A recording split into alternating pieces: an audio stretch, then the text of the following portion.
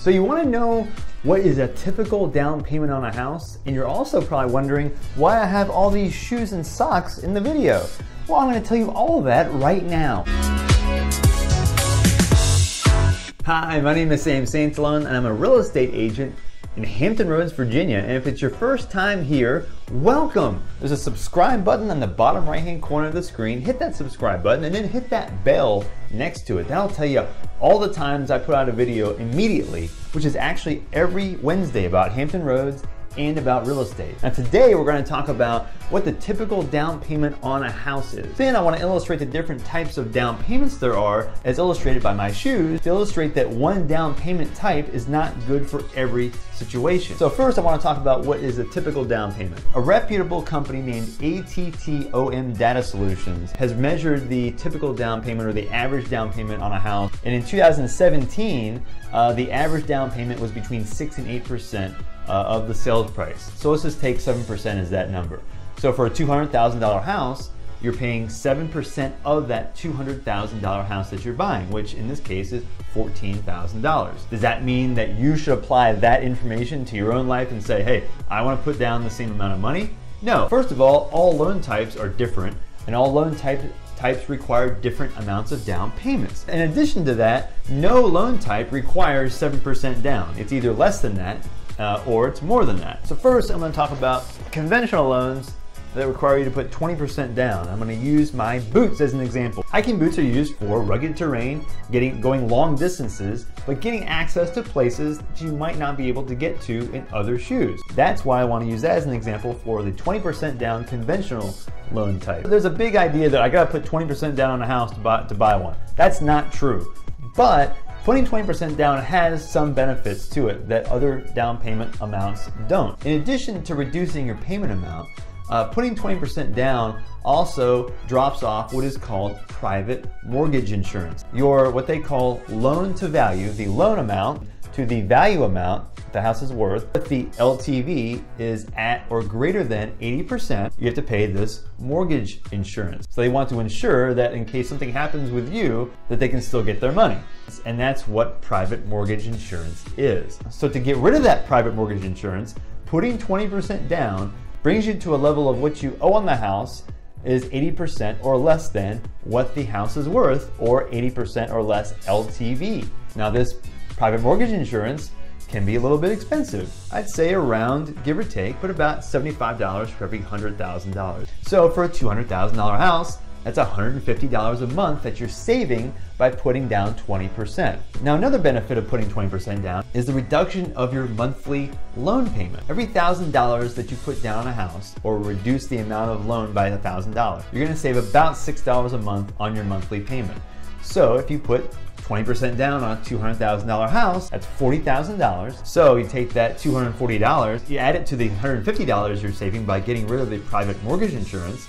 That's a grand total of $390 a month you're saving by putting 20% down on a conventional loan. In my opinion, I always suggest that putting more down is better if you're keeping the house for a long period of time, because the more payments you make at a lower amount, the more money you save. So the way I find out if it's worth putting that extra money down, I do some simple math. How much money am I saving a month? In this case, $400. And how much money am I spending to save that money? In this case, it's $40,000. How many months does it take to recoup that money? That's 40 months of time that you have put more money into the property than you've gotten back out, which is actually just over 8 years. You're gonna recoup your money, your down payment, after just over 8 years of paying your mortgage. So if you're selling your house in 3 or 4 years, putting 20% down to save on that monthly payment might not be a wise thing. Now this is not for everybody. If you want to put your money into the house to make sure you don't spend it, that's also helpful too. So is it a good idea to put 20% down on a house? Sometimes, sometimes not. How long are you planning on staying in the house? So I got into detail about the conventional 20% down, but there are other types of conventional loans also. There are 3%. And sometimes 5% conventional loans. What do the running shoes represent? Speed. I want to get somewhere faster, right? Okay, so this is similar to a lower down payment in my opinion. It takes less time to put less money down, right? So in this case, let's associate these with VA loans.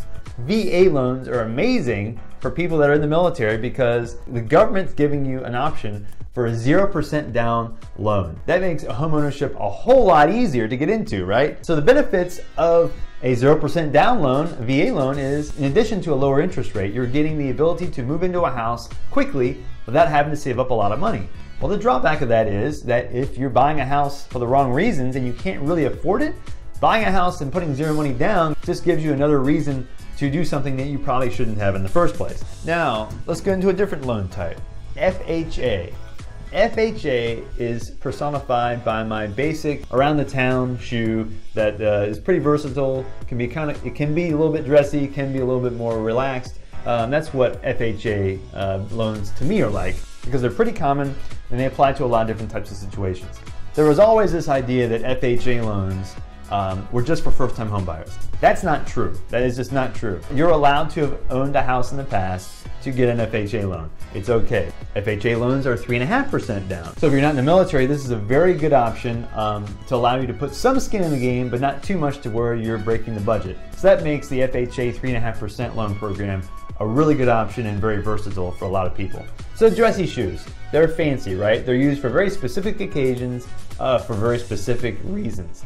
Well, in this case, conventional loans with a lower down payment are those specific occasions. Sometimes if you qualify, you can get a conventional loan that allows for only a 3% or 5% down payment. So let's just say something's not in as good a shape, but you really want to buy it because it's a good deal. This conventional option might be a good idea for you. So lastly, I'm going to talk about my socks. My socks are ascribed to the category of VHDA loans. Now, VHDA loans are, let's call it like a subset of loan types. Certain people can qualify for VHDA loans, and those VHDA loans are branched out into two different categories. You can have a VHDA FHA loan, you can have a VHDA conventional loan. These loan programs allow you for either 0 or 3% down. So if you qualify for those options, those are great ones to have because not only are you wearing socks with your shoes, you're getting often a down payment that's lower than other alternatives in the same loan type. That was either real helpful to you or really confusing.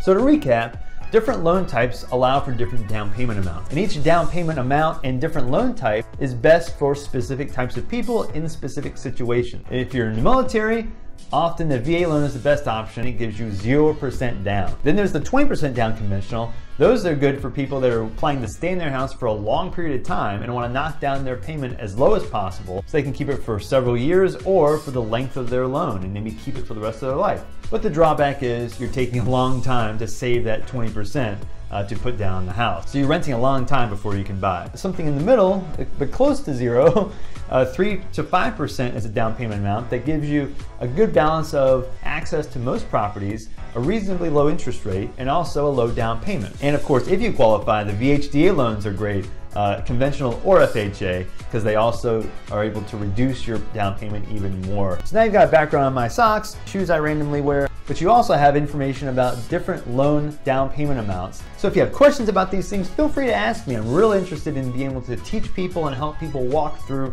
their own situation so they can make decisions for themselves and not necessarily ascribe to what everybody says is the right thing to do, because there's no right thing for everybody. So talk to your loan officer and talk to your real estate agent and find out what might make the most sense for you based on your future plan for the house that you're going to buy. And if you like this video, hit the like button, and again, the subscribe button is amazing. It really makes me feel good if you hit that subscribe button and then the bell next to that, and it'll tell you every time I make a video, which is every Wednesday, about real estate and Hampton Roads. My name is Sam Sansalone, and again, thanks for watching, and I'll see you on the next one. Now on the surface, that's Henry.